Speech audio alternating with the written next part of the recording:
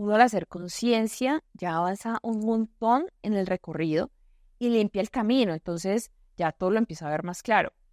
Pero, pues para no irme más allá y desviarme del camino, como siempre, lo Caperucita Roja. ¿Que te coman lobo? No, marica, mi lobo me comió hace mucho rato. Hola a todos y bienvenidos a un nuevo capítulo de Hoy Date Cuenta. Mi nombre es Natalia. Y yo soy Lorena. El día de hoy venimos con un cantautor, músico italo-venezolano. Su trayectoria artística ha sido bastante reconocida con varios premios entre los que destacan 2 Grammy Latino al mejor álbum local pop masculino y mejor video musical versión larga. Fue galardonado con el premio Billboard de la música latina, el Salón de la Fama del 2014. Este reconocimiento está reservado para aquellos artistas que han logrado una trayectoria musical enorme y que además han trascendido fronteras, géneros e idiomas. Desde la década de los 80 ha conservado su impecable voz y la imagen, grabando 15 producciones discográficas con sus 2 últimos discos en vivo. Ha ampliado su popularidad perdón, y reafirmado su calidad artística. Es uno de los artistas venezolanos más exitosos y con más discos vendidos. Estima que ha vendido 20 millones de discos y realizado más de 1.600 conciertos en 18 países distintos. Y sus canciones se han traducido a más de 12 idiomas diferentes. Estamos hablando de nada más y nada menos que de Franco De Vita. ¡Oh!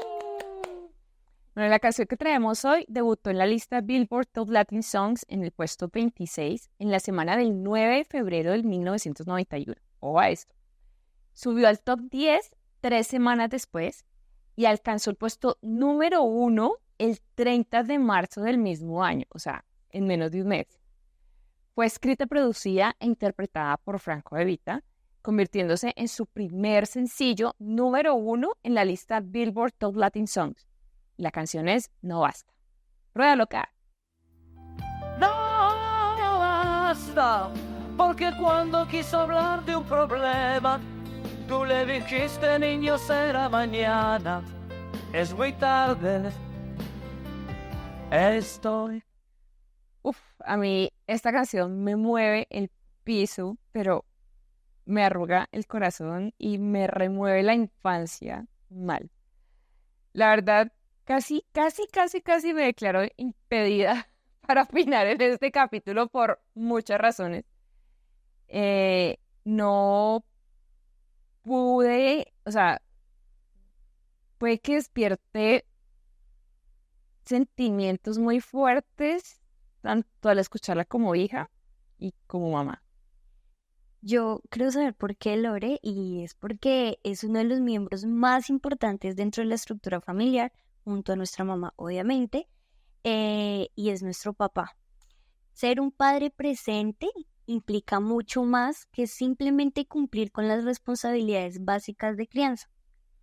Ser un padre presente implica compromiso, dedicación y un deseo genuino de estar presente en la vida de los hijos e hijas en todos los aspectos. Y justamente esto es lo que la letra nos muestra en la canción. Es muy cierto en general, pues. La canción nos presenta, nos pone en la cara, pues una verdad que es ineludible, y es que los hijos no vienen solamente a completar el hogar, vienen a ser una gran responsabilidad para uno como padre que conlleva, pues, con la educación, el afecto, la recreación, infinidad de compromisos que requieren la entrega total de uno como papá, porque eso, queramos o no, va a marcar su infancia y obviamente su futuro. De eso puede dar fe uno en terapia a los 30 o 40, pues, y con esto digo claramente que el rol de la familia es de vital importancia en la sociedad actual, ¿no? Es el lugar donde nacemos como personas, crecemos, nos educamos, salimos al medio social en donde nos desenvolvemos como ciudadanos. Y precisamente eso toca la canción, toca temas sensibles de la estructura familiar que a veces no tomamos en cuenta por considerarlo como una parte normal de la sociedad en la que vivimos actualmente. Y es que la letra plantea la idea de que tener hijos es más que un acto de reproducción, implica responsabilidad, compromiso y amor genuino hacia los hijos. La ausencia de este amor y el compromiso puede dejar a los hijos sintiéndose desatendidos o despreciados, lo que podría generar sentimientos de vacío emocional. Sí, señora. En general, sí. Aunque yo difiero un poco con este planteamiento, solo por la primera estrofa. Y aquí va, dice, no basta traerlos al mundo porque es obligatorio, porque son la base del matrimonio o porque te equivocaste en la cuenta. Porque, y solo quiero resaltar, solo por esto quiero resaltar, pues que cada vez son menos numerosas las familias y las personas y las parejas, pues, que deciden conscientemente no tener hijos. Anteriormente, los hijos eran la base del matrimonio, como lo dice la canción, porque pues estos deben garantizar la continuidad de la especie y su descendencia, ¿verdad? Actualmente, y según un estudio del Pew Research Center del 2021, alrededor del 44% de las personas entre los 18 y 49 años que no son padres no creen que vayan a tener hijos, frente al 37% de ese mismo rango de edad en el 2018. Entonces, vemos que la tendencia está en aumento claramente, y ese cambio de actitud lo vemos no por ir muy lejos en las redes sociales. En Instagram, por ejemplo, el hashtag ChildFree tiene más de 311,000 publicaciones hasta la fecha. Y en TikTok, los hashtags ChildFree y ChildFree by Choice, que es Sin Niños por Elección, se han disparado en popularidad durante los últimos 2 años con 570 millones de visitas y 391 millones de vistas cada etiqueta respectivamente. Eso es un montón. Para mí es un indicador enorme de que las normas sociales claramente están cambiando. Yo con esto me acordé de un meme que me envió mi hermanito menor, que a propósito va a ser papá en estos días y estoy segurísima que va a ser un papá maravilloso. Y el meme decía, mi bisabuela, 12 hijos. Mi abuela, 9 hijos. Mi mamá, 7 hijos. Yo, 2 hijos. Mi hijo, un gato. El gato castrado. Pero es real. Totalmente. Está demostrado. Pero ¿tú siempre quisiste tener hijos? No siempre. O sea, yo quise tener hijos el día que me di cuenta que estaba embarazada. ¿Y tú? Yo decidí no ser mamá hasta el día de hoy, a mis 26 años. Sin embargo, cuando lo digo abiertamente, he llegado a sentirme un poco con las respuestas de la gente, porque minimizan mi poder de toma de decisiones. Entonces, muchos que ya han sido papás piensan que los estoy atacando o simplemente no entienden que no quiero, o sea, al día de hoy yo no quiero tener hijos. Entonces, lo ven como un ataque a su elección de sí tener hijos e inmediatamente se ponen a la defensiva y me dicen como, no, pero te vas a arrepentir, vas a morirte sola, ¿quién va a cuidar de ti cuando seas mayor? Nunca vas a conocer lo que es el verdadero amor. Mi familia, mis amigos, compañeros de trabajo, todo el mundo pregunta y creen que uno es raro, tanto que hasta uno dice, pucha, ¿será que en serio yo no quiero ser mamá? Y le dicen a uno con lo bonita que eres, como si fuese normal no tenerlo si eres fea. Y muchos creen que me rompieron el corazón. Mi abuelita es una de las que dice, ¿cómo es porque no se ha enamorado? Tienes un trauma familiar.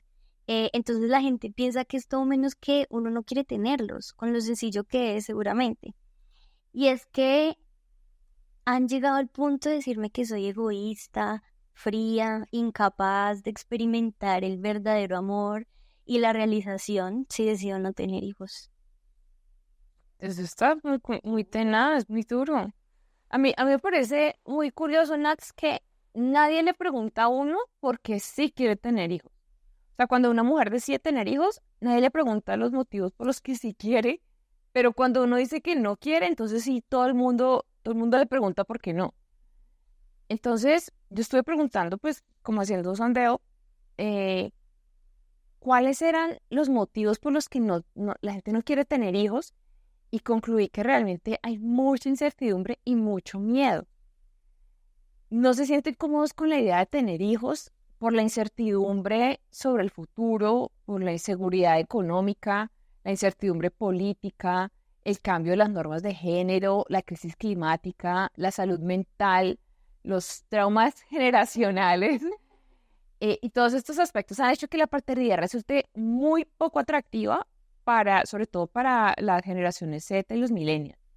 A mí me hace sentido eso que tú dices con esta parte de la canción que es: no basta que de afecto tú le has dado bien poco, todo por culpa del maldito trabajo y del tiempo.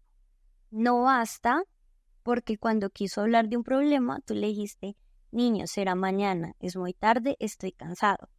Y parece complicado pensar en criar a un hijo o una hija con un sueldo pequeño, sin una red de apoyo o teniendo que priorizar, sobre todo en el caso de las mujeres, la maternidad frente a la realización laboral.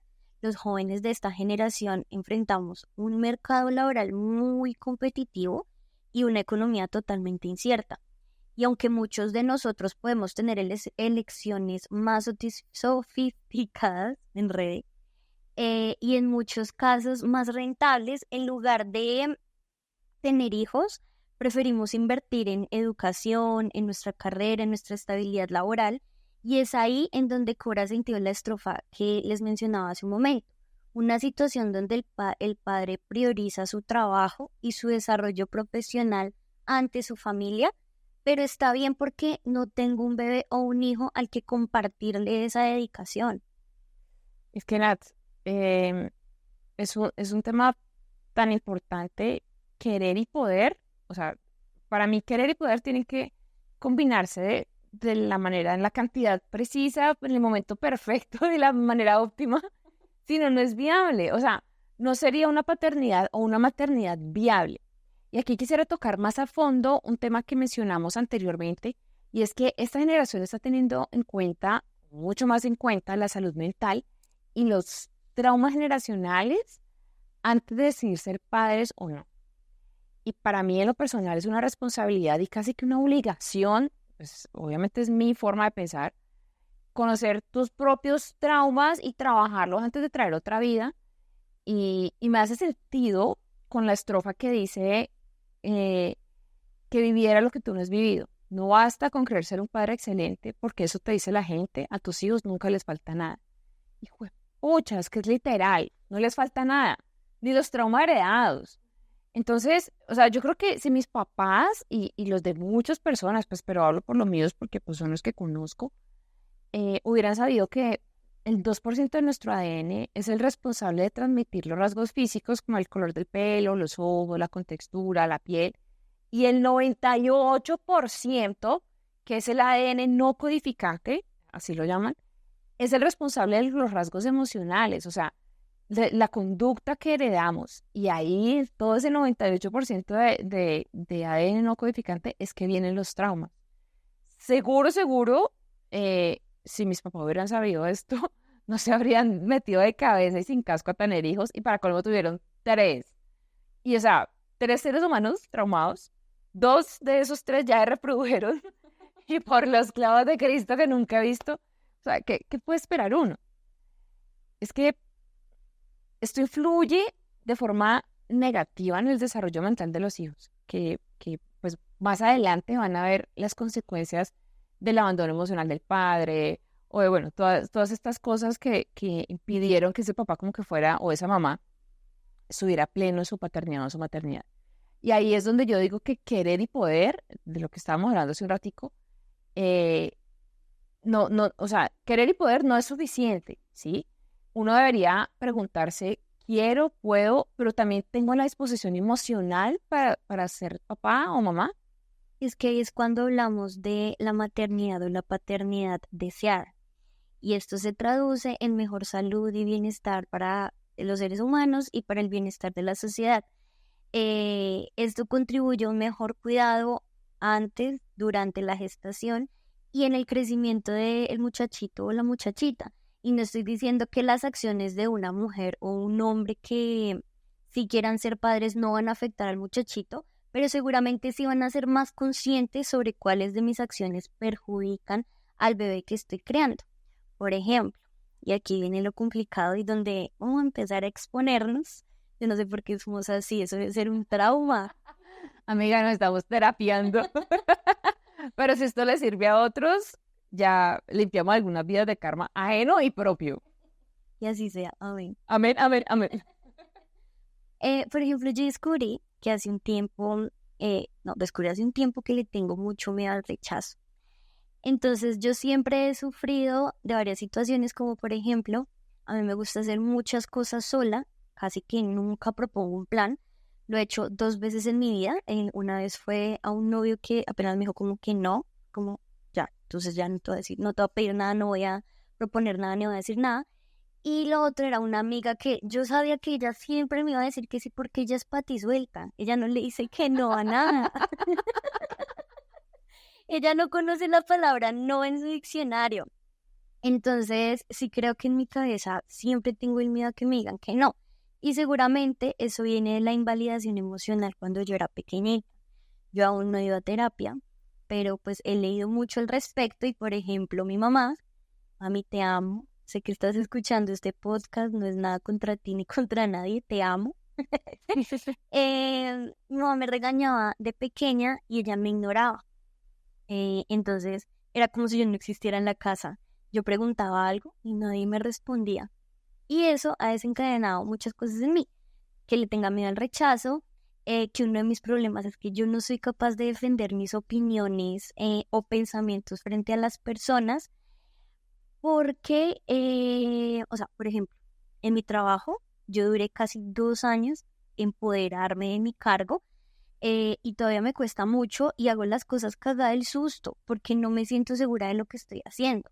Y también cuando tengo una idea en mi trabajo, en cualquier situación, el primer pensamiento que se me viene a la cabeza es como, no lo digas, esto no es una buena idea, no les va a gustar, cállate, ta.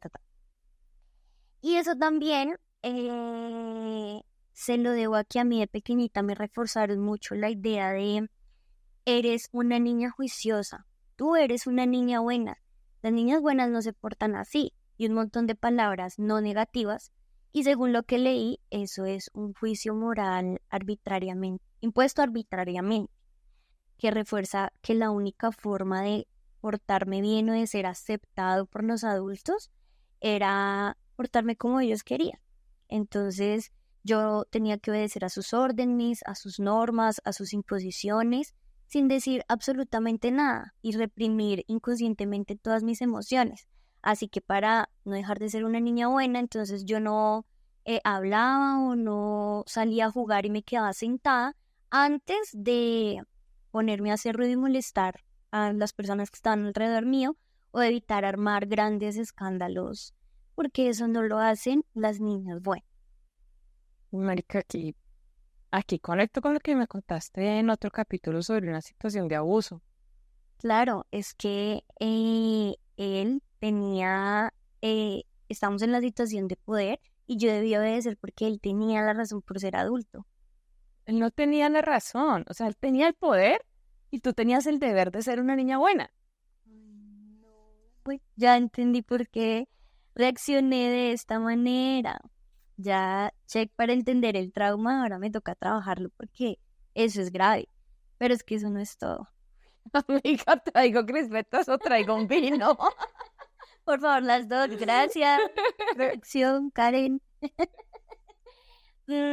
Hay algo también que a mí me pasa siempre y es cada vez que yo no estoy de acuerdo con algo o con alguien, y tú lo viste conmigo al principio de esta relación, es que cuando yo quiero debatir algo, a mí se me hace un nudo en la garganta y yo empiezo a llorar.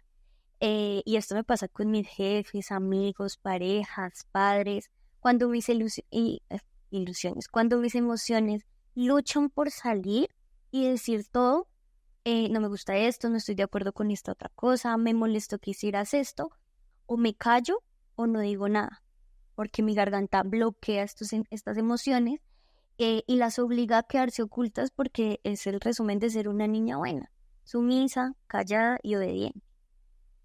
Yo también creo que por eso soy una persona muy influenciable, pero si me quedo aquí hablando de mis traumas, sacamos más capítulos que padres e hijos, pero si quieren saber de los miles de traumas que tenemos Lore y yo, sigan escuchando nuestros podcasts. Síganos en nuestras redes.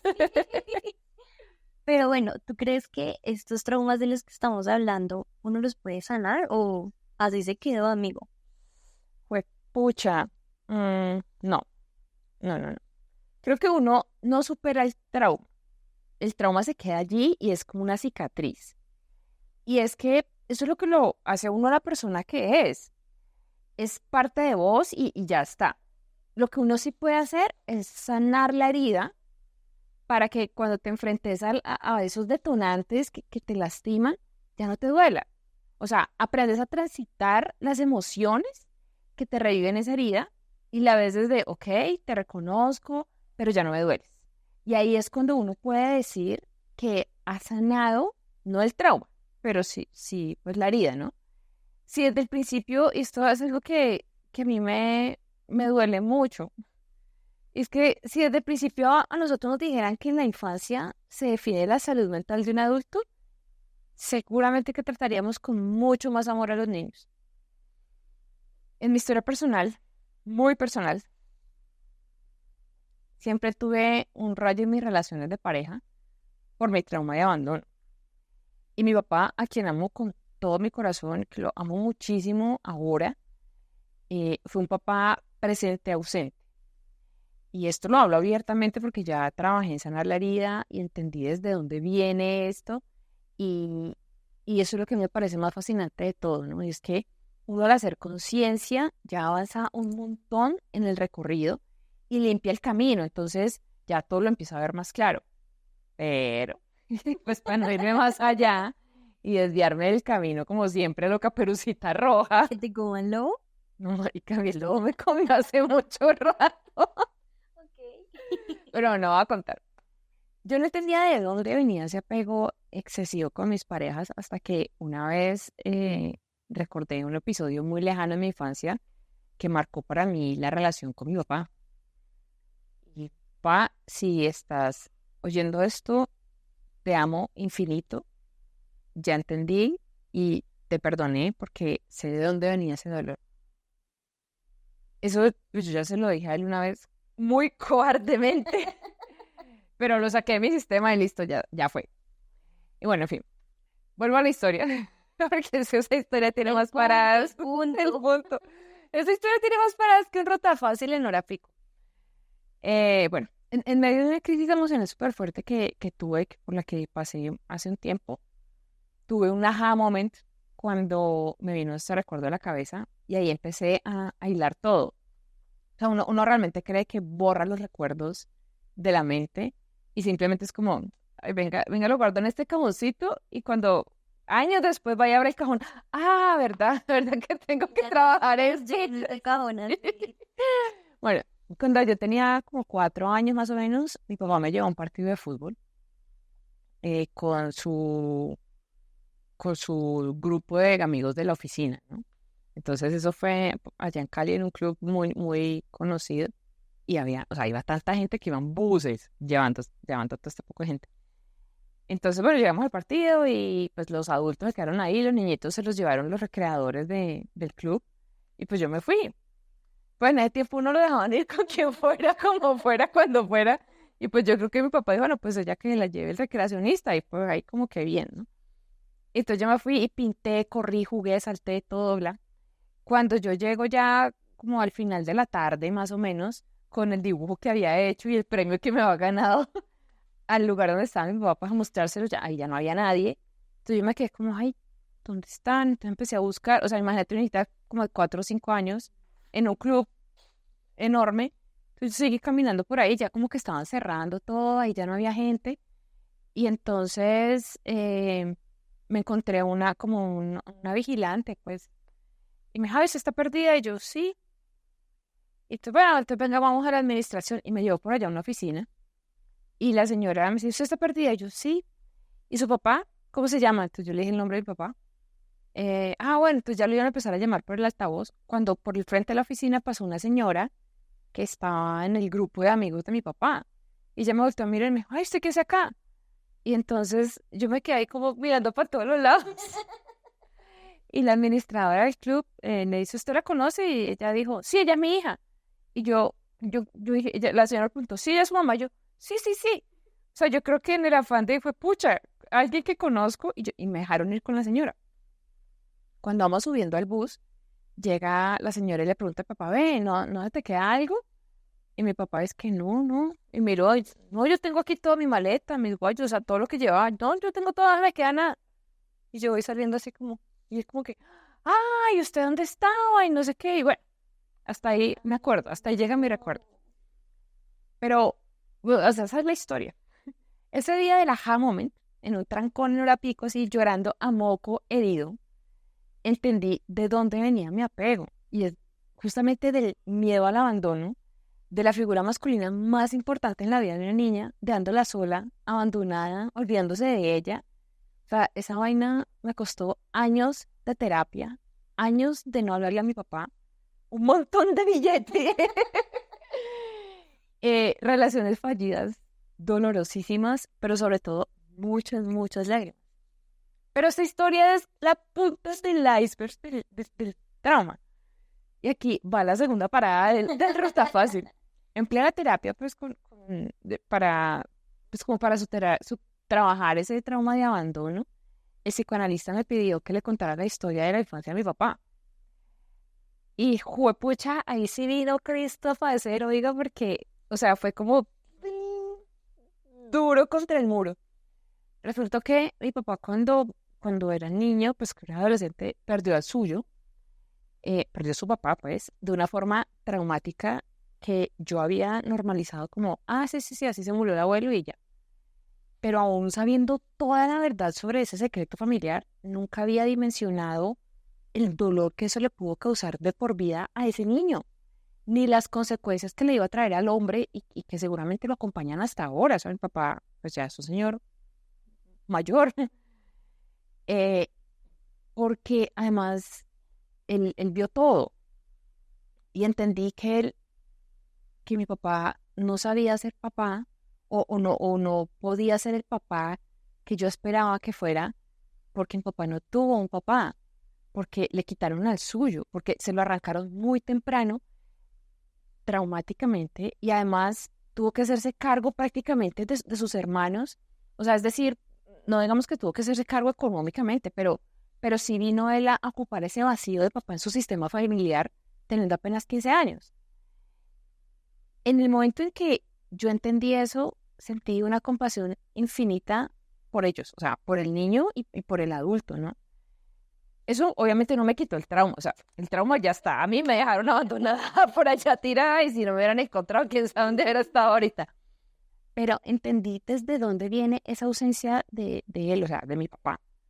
Porque mi papá nunca me dijo te amo.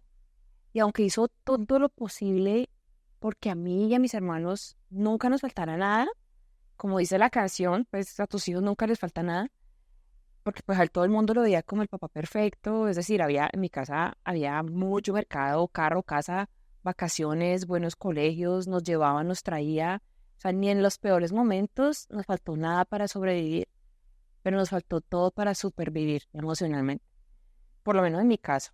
Mis hermanos lo habrán transitado de otra manera, eso, pues nunca nos hemos sentado a hablar de este chisme transgeneracional. Y bueno, esa es la triste historia de la Rosa de Guadalupe. El vientico, lo necesitamos.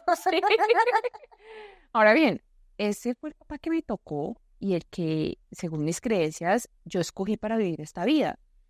Que a pesar de todo lo que vivió y lo que no vivió, pues este hombre hizo su mejor esfuerzo. Es que fue lo que él pudo hacer con lo que tenía. Por ejemplo, cuando pues yo mencionaba atrás lo de mis traumas, sí hubo un tiempo en que yo le di tan duro a mi mamá, o sea, de por sí la relación con mi mamá ha sido bastante complicado por la manera en la que ella es y por la manera en la que yo soy. Mi mamá es súper dominante, mi mamá es Leo, o sea, con eso ya lo describo todo.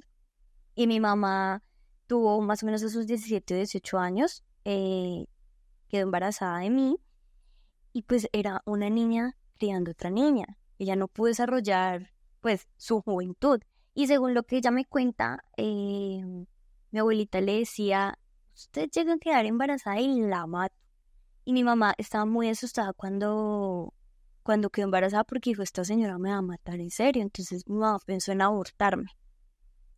Pero a lo que voy es que mi mamá no terminó de vivir su adolescencia y creció con muchos traumas que hoy a sus 43 años, me va a matar por decir su edad, pero bueno, a sus 43 años. Pero si es una comedia, Yo digo, mamá, usted está joven, pero ya no lo voy a decir. Pero bueno, a sus 43 años está descubriendo que claramente ella proyectó muchas cosas y traumas en mí y en mi hermano. Pero lo que hoy otra vez ya voy como Lore con paraditas en el ruta fácil. de suacha compuesta. A lo que hoy es que llegó un momento en mi vida en el que yo entendí que no era una guerra entre ella y yo, en que no había un manual que se llamara 50 cosas que debes hacer para ser un buen papá y una buena mamá y no morir en el intento, parte 1, 2 y 3. Aquí, espérate, aquí hago un paréntesis a propósito de lo que estás diciendo, porque una vez una de mis mejores amigas nos preguntaba en el chat de amigas, ay, yo no sé cómo decirle las cosas a mi hija porque le voy a generar un trauma. Y yo le dije, mira, haga lo que hagas, la vas a traumar. Por alguna manera que vos ni te diste cuenta, pero ya transitó de otra manera. Así que no te preocupes. O sea, no hay manual de cómo no traumar a los hijos, porque parte de la tarea de ser papás es sanar los traumas de uno, pero crearle unos propios a los hijos. Bueno, ya, cierro paréntesis. Gracias por tu aporte. Con mucho gusto que vuelvas. Saludos cordiales. Pero bueno, yo sí creo que uno debería reconocer lo que tú dices. Mis papás se preocuparon muchísimo por luchar para que mi hermano y yo tuviésemos una buena educación, a pesar de que fueron padres jóvenes, económicamente no estaban bien, una familia no quería a la otra, y aún así ellos nos dieron privilegios que no todo el mundo tiene, y eso es lo que nosotros deberíamos valorar. Mira que con esto que dices, evidenciamos el sentido que tiene, pues lo que estábamos hablando ahora, ¿no? Que nuestros papás hicieron lo que podían con las herramientas que tenían. Y creo que ahí es donde radica la base de la sanación del trauma.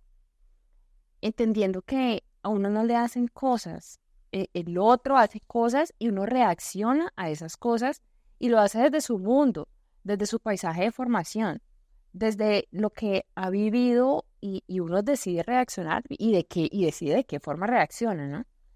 Si bien lo que suceda en tu infancia, lo que hagan tus papás te crea un trauma, es tu responsabilidad decidir qué haces con eso, entender de dónde viene, cómo te duele, dónde te duele, cómo te afecta y lo trabajas, lo transitas, o sea, transitas tu dolor sin culpar a nadie y lo cortas ahí para que cicatrice.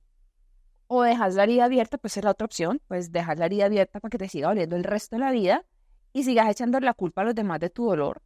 O lo peor de todo es que, pues es que estas heridas abiertas no sangran solo cuando ese culpable, sea tu papá o tu cuidador o que sea, las toca, sino cuando cualquier otra persona hace o dice algo que remueve esa herida, incluso sin saberlo. Entonces a mí eso me hace sentido en esta última estrofa, que dice, no basta cuando lo que necesitas es afecto, aprender a valorar las cosas porque tú no les serás eterno. Y para mí es el darle valor a las cosas, a lo que viviste, que te trajo al momento presente y transformarlo, transitarlo, interiorizarlo y soltar lo que no te corresponde. O sea, ese dolor que no es tuyo. Darle valor a eso y darle sobre todo el lugar que se merece y que realmente ocupa en tu sistema familiar. Darle valor justo al trabajo que hicieron tus papás contigo, a lo que vivieron y a la valentía con la que enfrentaron la vida y pues con todos los problemas y vicisitudes que tuvieron. Y no solo tus papás, sino o sea, todos tus ancestros, tus abuelos, bisabuelos, etcétera, porque esos traumas vienen de generación en generación. Y uno ya en el papel de papá, pues es darle valor justo a lo que le está entregando a sus hijos. Y yo creo que aquí es importante hablar de las consecuencias significativas en el bienestar emocional y psicológico que puede conllevar esto. Y ojo, aquí yo no quiero decir que todos los traumas que desarrollamos son culpa de nuestros padres y solo quiero traer ejemplos. Pues aquí me van a crucificar por esto. Suéltalo. Pero con mi diploma de psicóloga aprobado por Chayanne. O sea, yo sí creo que son culpa, aunque no sé si culpa es la palabra apropiada. Pero como decía ahora, sí es tu responsabilidad y solo tuya. Conocer y reconocer en vos las heridas que en algún momento de tu vida recibiste y sanarlas y entender desde dónde vienen. Entender su dolor y la razón por la cual ellos, o sea, tus papás, actuaron así. Ahora, entender la herida de tus papás no justifica su comportamiento, eso está clarísimo. Pero sí hace que vos puedas manejar la emoción de una manera que no te duela, ¿sí? Ahora sí, mejor dicho. Sí voy a cerrar paréntesis que nunca abrí porque te metí la cucharada, perdón. No, tranqui. Siempre tus aportes son valiosos. Gracias. Se hace lo que se puede con las herramientas que se tienen. Lo aprendiste en la vida por ser mamá. ¿Qué te digo? Bueno, no, yo entiendo eso, pero a lo que yo me refiero es que, según yo, por ahora, a mis 26 años, hay traumas que creo que no los desarrollan los padres.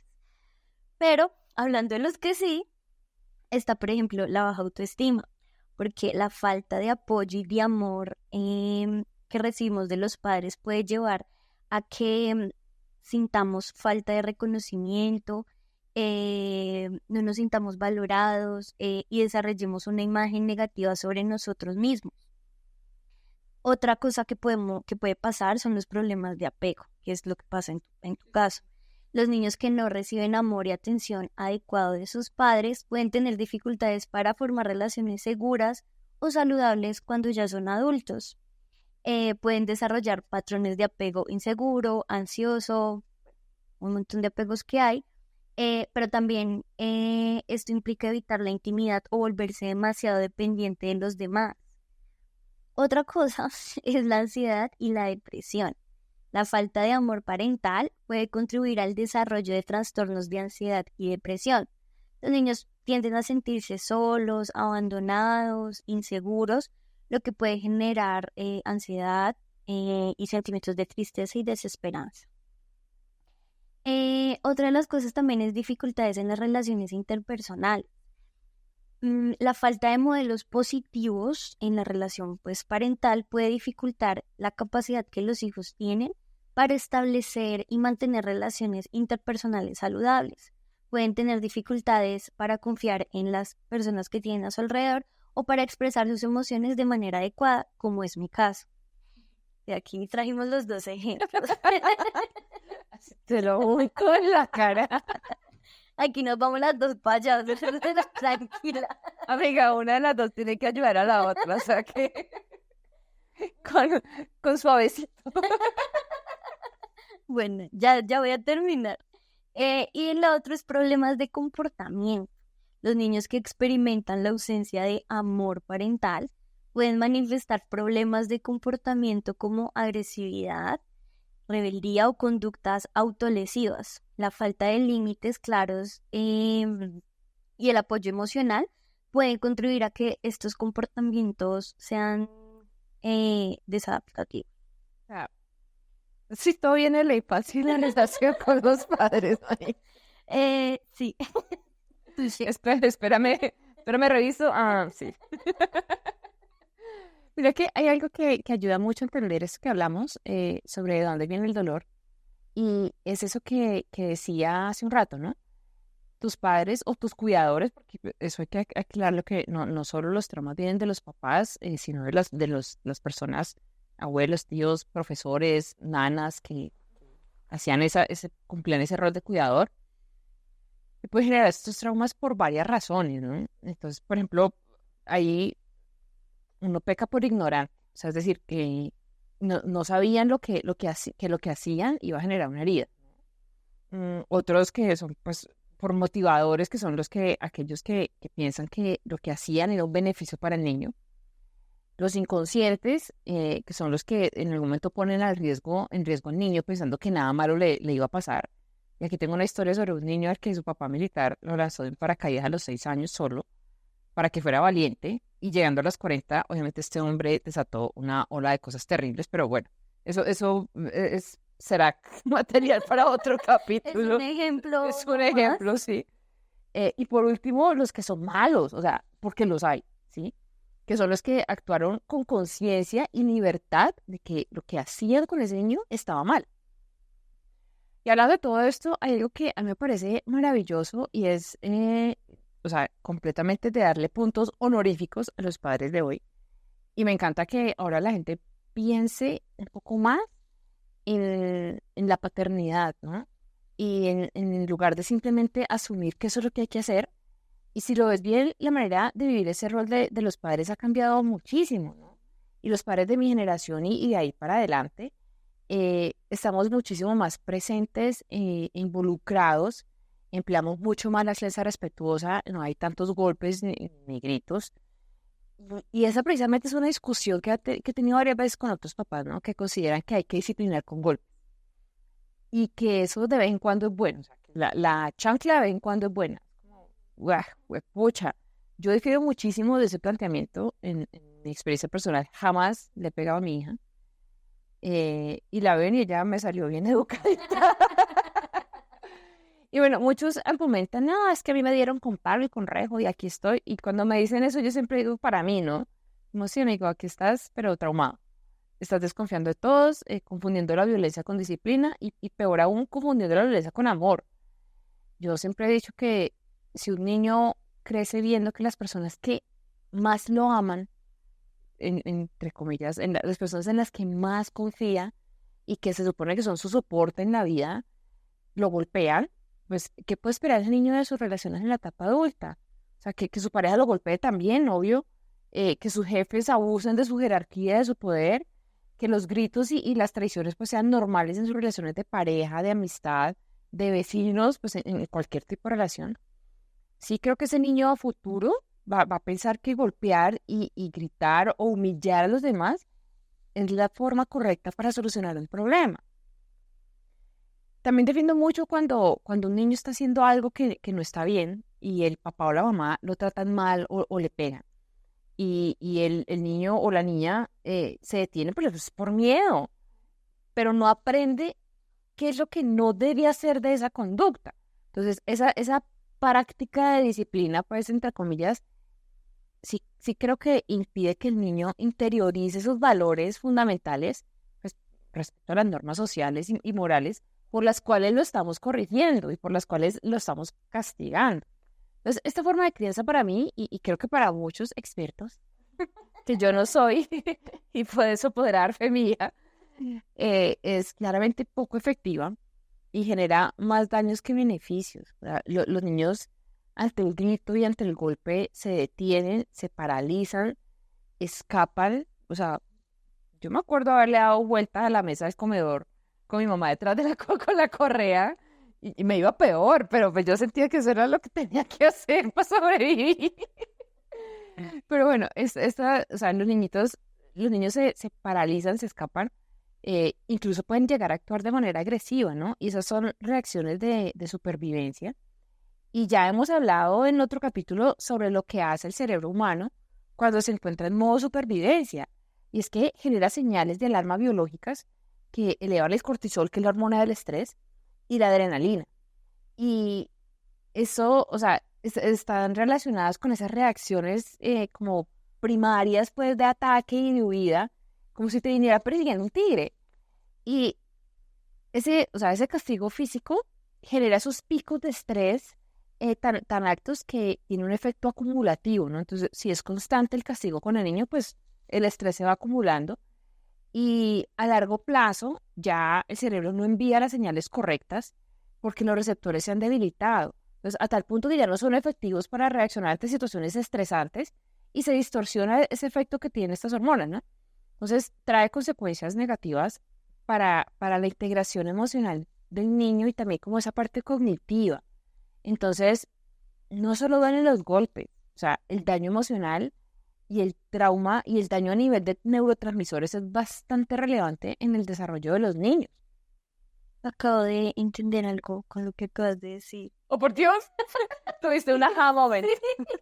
Y fue que, pues entiendo yo no reacciono a los momentos en los que estoy en peligro, o sea, yo me pasmo. Y es por eso, mi mamá obviamente, como todos los papás de esa generación, yo creo, solucionaba todo a golpes. Y a mí me cogieron y yo me pasmaba pues con un grito de mi mamá, o con una mirada de mamá. Entonces siento que por eso yo ahorita me quedo así como, me van a robar y me quedo así. Me voy a estrellar y me quedo así. O sea, muchas cosas. Entendí algo nuevo hoy. Oh, por Dios. Pero es para continuar con lo que estabas diciendo, yo creo que es alentador saber que hoy en día la crianza de los hijos ha evolucionado con el tiempo y muchos padres actualmente están más conscientes de la importancia del amor y el apoyo emocional en la vida de los niños. Y creo que eso puede atribuirse a muchas cosas, por ejemplo, factores sociales, culturales y psicológicos que han influido en ello. Por ejemplo, uno de los que yo creo es el acceso a la información. Y yo sé que la fuente más confiable de información no debería ser TikTok, pero sí hay una parte de TikTok que educa para bien.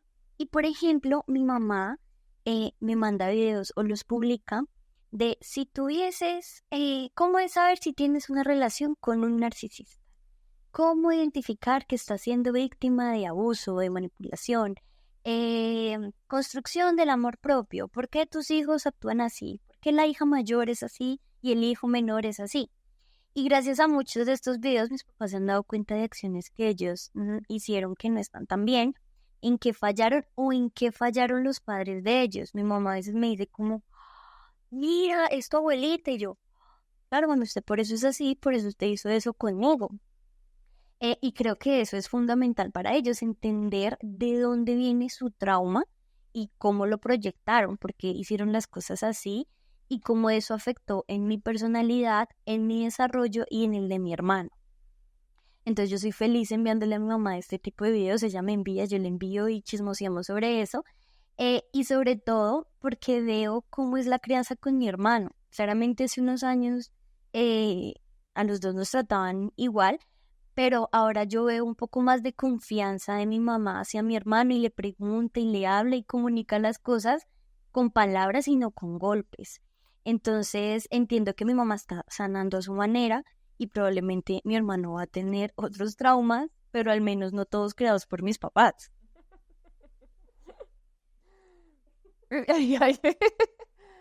Hay un tema ahí que vale la pena explorar a fondo y es esa maternidad y paternidad moderna, ¿no? Hay mucho de largo y de ancho, pues, en este tema. Sin embargo, algo para darle puntos es que ahora todos estamos mucho más abiertos a hablar y a poner determinados temas sobre la mesa y eso, de eso tiene mucha influencia la tecnología, ¿no? Que nos ha dado esa apertura para exponer ciertos temas que antes eran tabú. Pero venga, amiga, nos estamos desviando de la canción. Como raro. Como raro. Y bueno, a propósito de los tiempos modernos, para poder hilar el tema que estamos hablando, hay una estrofa que dice, no basta comprarle todo lo que quiso comprarse, el auto nuevo antes de graduarse, que viviera lo que tú no has vivido. Y hay una frase que está dando vueltas en internet y que me parece genial, aunque bastante controversial, y va muy de la mano con esa estrofa. Y dice, eso la digo en un discurso, un basquetbolista de la NBA, que pues cualquiera puede ser porque para mí todos son iguales, con todo respeto, pero eso no distingo a ninguno. Creo que era Shaquille O'Neal. Digamos que esta frase es de él. Y él decía, mi abuelo caminaba 10 kilómetros para ir al colegio. Mi padre caminaba 5. Yo manejo un Cadillac. Mi hijo conduce un Mercedes. Mi bisnieto caminará de nuevo. No, mi nieto va a conducir un Ferrari y mi bisnieto va a caminar de nuevo. Entonces me pregunto por qué. Resulta que los tiempos duros crean hombres fuertes. Los hombres fuertes crean tiempos duros o tiempos fáciles. Y los tiempos fáciles crean hombres débiles. Y los hombres débiles crean tiempos duros. Entonces, con estas dos cosas, con la estrofa y la frase, estuve pensando en el esfuerzo tan grande que hacemos los padres por darle lo mejor a nuestros hijos. Y no me refiero solo a las cosas materiales. Aquí conecto con el ejemplo que decías de tus papás y TikTok.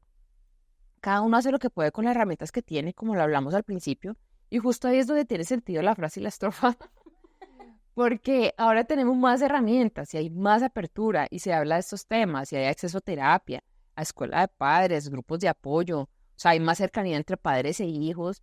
Entonces, en la medida en que vamos siendo conscientes, vamos mejorando mucho como padres a nivel sociedad, ¿no? Y es ahí donde conecto con la frase. Perdón, con la frase una frase de la canción que dice que viviera lo que tú no has vivido. Y es que es una evolución en la forma en que maternamos o paternamos. O sea, una manera de hacer las cosas más práctica y que a su vez hagan el camino más fácil para todos, porque es que no solo sufren los hijos, los padres también la pasamos muy mal cuando no sabemos qué hacer, cuando tenemos dudas si la decisión fue la correcta, cuando vemos que los hijos están cometiendo errores o están tomando malas decisiones. Y creo que no hay un solo día en la vida, desde que nace el muchachito, en el que uno no se pregunte si lo está haciendo bien o no. Es que esto me revuelve mucho, mucho el corazón. Bueno. Y aquí con hacer el camino más fácil, o sea, no significa que la siguiente generación vaya a ser débil, como dice la frase, ¿no? Para mí y es mi perspectiva personal, la siguiente va a ser una generación que le va a dar importancia a otras cosas, que va a tener tiempo y espacio mental y emocional para avanzar en nuevas formas de hacer las cosas. A nadie le enseñaron a ser padre. Y uno aprende en el camino. Y los hijos terminan siendo el experimento de cada uno. Perdón, hija mía, porque sí estoy experimentando desde el día 1 que te cambié el pañal hasta esta mañana que te serví el desayuno. Y 30 o 40 años después es que uno se da cuenta si funcionó o no, si lo hizo bien o no. Y ahí es donde fue pucha, pues es que si nadie te enseña, tú realmente estás haciendo, esa es la frase de este capítulo, estás haciendo lo que puedes con lo que tienes, estás haciendo tu mejor esfuerzo. Y seguramente los papás no se equivocan ni trauman a los hijos con intención. Bueno, ya vimos los que sí que son malos, y eso sí, les vale verga todo, pero la gran mayoría de los casos no, o sea, no, uno no le puede pedir a la gente que dé lo que no tiene, ¿sí? Entonces, pues ya, en conclusión, para no irnos más largos, para mí toda esta canción contiene un mensaje trascendental para todos los papás y mamás que estamos en el proceso de formación de nuestros hijos, para que tomen conciencia de su rol, para que tomemos conciencia de nuestro rol antes de que sea muy, muy tarde, ¿no? Porque, como dice la canción, si no has caído, ya tus chicos son un hombre, ahora más alto y más fuerte que tú. Yo quiero decir algo. Adelante, amiga. Pues yo no tengo hijos, claramente. Y si bien hemos estado hablando todo el podcast de que uno no está listo para ser papá y nadie le enseña a uno a ser papá, siento que hasta las personas que dicen, listo, quiero ser mamá, quiero ser papá, voy a ser mamá, voy a ser papá, se dan cuenta que cuando llega el momento de ejercer su labor como mamá o papá, dicen, no, me no estaba preparada. No, es que nunca están listos. Mira, yo digo algo y es que nomás con el embarazo, Nats, si a uno le dijeran puto que es el embarazo, Mónica, se había extinguido la raza humana hace rato. O sea, el mejor anticonceptivo, en serio, es que uno lo digan realmente que es el embarazo. Pero eso pues está romantizado. Es que se ven tan lindas embarazadas, no, es que el pelo se pone divino, y es que la conexión con el bebé, y es que no sé qué. Cada uno le cae el pelo, vomita porque sí, vomita porque no. No puede caminar, no puede dormir, le pesa la barriga, le duele la espalda, se le hinchan los pies. O sea, una cantidad de cosas terribles. Eso no es nada. O sea, la primera noche con ese bebé, no sabes qué hacer. No tenés la más mínima idea de qué va a pasar y estás teniendo la responsabilidad de una cosita que te cae en las manos y, pues, pucha, es que es una vida. O sea, no es el perrito. Y eso que uno dice, ay, no, mi perrito es mi responsabilidad, es mi vida, no.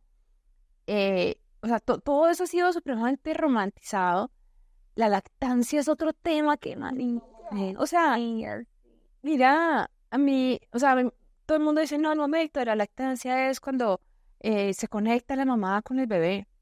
Puta, ¿cómo te vas a conectar vos con una cosita que, por lo menos en mi caso, mi hija nació ¿cómo se llama eso? No es el instinto, es otra palabra. No, de succión. Es como un instinto, pero no me acuerdo de la palabra, no es instinto, pero es como que eso que lo trae ya en tu, como la supervivencia, una vaina así. El reflejo, perdón, el reflejo de succión demasiado débil. Entonces esta loca pues no agarraba la pucheca. Ella no sabía qué hacer allí. O sea, no tenía fuerza, no entendía qué pasaba. Y yo tampoco, yo ahí con el niñito pegado y no me bajaba leche. Y para mí fue traumático, manica. Y la niñita lloró toda la noche del hambre. Y yo no sabía qué hacer. Y yo la ponía y pasaba la enfermera y me decía, pero póngala, mamá, póngala, que así le baja. Y yo, le baja, si no me está bajando ni mierda. O sea, terrible. Y yo hice, mira, todo lo que no está escrito, en serio, en el proceso de lactancia. Hasta que ya un día con mi ex esposo, pues los dos dijimos como, oye, tú te estás lastimando un montón. O sea, física y emocionalmente yo estaba destruida con ese tema. Y la otra muchachita, no sé, no llorar del hambre. Pues no pasa nada si le da leche de tarro, amiga. O sea, hay que hacer, sobreviva, resuelva, que este muchachito no le muera en el primer mes de vida. Entonces, o sea, por más que tú hayas ido a cursos, por más que te hayas tomado el tiempo de sanar tus traumas y dices, listo, ya, aquí fue, ya voy a tener un bebé, cuando te enfrentas con la realidad, es que eso es otra cosa, ¿sí? Ahora, ¿cómo enseñas vos a ese niño a que se relacione con los demás, ya cuando está más grandecito? Eh, a que no pegue, a que no muerda, a que se defienda, a que, ¿sí me entendés? Cuando, pues, pucha, si uno tiene carencias en esas interacciones, ¿no?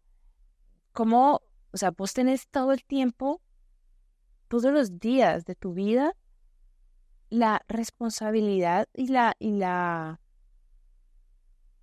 sé cómo decir esto, de hacer que ese bebé sea una buena persona, y sea un humano decente, Responsable, efectivamente. socialmente, un humano socialmente adecuado, ¿sí? Eh, y eso te pesa todos los días, o sea, por más que uno no quiera. Entonces, no, uno no está preparado, jamás en la vida está preparado.